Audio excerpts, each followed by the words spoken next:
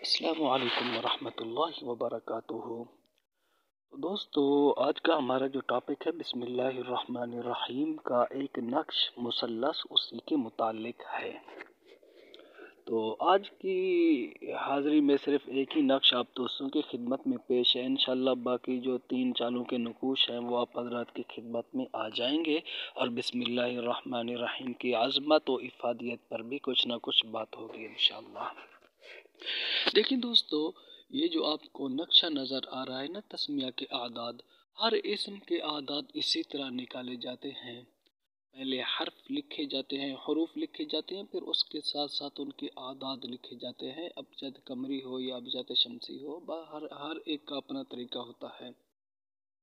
تو بسم اللہ الرحمن الرحیم کے 19 حروف بھی ترتیب لکھے ہوئے ہیں: با، سین، میم، الف، پھر دونوں لام آ گئے، پھر ہا، پھر الف، پھر لام، پھر را، پھر ہا، میم، نون، الف، لام، را، ہا، نو، ہا یا میم، ٹھیک ہے نا۔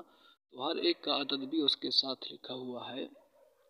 با کے عدد 2، سین کے 60، میم کے 40، پھر الف کا 1، لام کے 30، پھر لام کے 30، یہ ٹوٹل 786 اعداد بن جاتے ہیں۔ پھر مثلث بنانے کا طریقہ یہی ہوتا ہے نا، تو یہی ہوتا ہے کہ ٹوٹل اعداد میں سے 12 کی نفی کی جاتی ہے۔ اب 786 میں سے 12 نکل گئے تو باقی بچے 774، ٹھیک ہے۔ پھر کیا ہوگا، 774 کو ہم کریں گے 3 پر تقسیم تو بچے گا 258۔ اب 258 کا جو عدد ہے یہ ہمارا پہلا خانہ ہوگا، پھر اس کے بعد ایک ایک عدد بڑھاتے جائیں گے۔ اسی طریقے سے ہم نے نقش مثلث کو پر کرنا ہے۔ اب آپ دیکھ رہے ہیں دائیں طرف مثلث آتشی، تو شروع میں آپ نے 786 لکھ دینا۔ یہ 786 بسم اللہ الرحمن الرحیم کے اعداد ہیں۔ اب پہلا خانہ اوپر والا 258 والا ہوگا، پھر ایک ایک عدد بڑھاتے جائیں گے: 258، 259، 60، 61، 62، 63، 64، 65، 66۔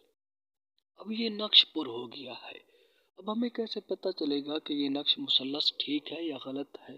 کوئی بھی 3 خانے آپ اس کے جمع کر لیں گے تو آپ کو 786 حاصل ہوگا۔